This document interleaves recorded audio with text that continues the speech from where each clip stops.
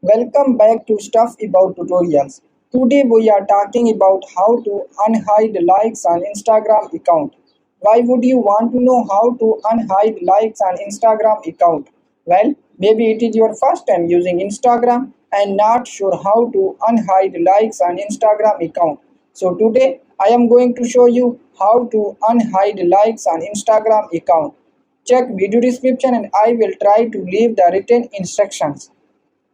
Unhiding likes on Instagram account is quite simple and easy to do, and the process is same for Android and iOS devices. Let me show how you will unhide likes on Instagram account.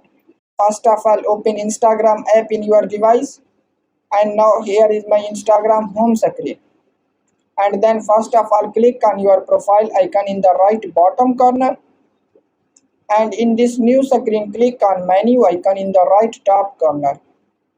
And now click on settings and privacy, and then in this page click on hide likes, and now click on toggle button next to turn it off, and your likes count on Instagram account has been unhidden.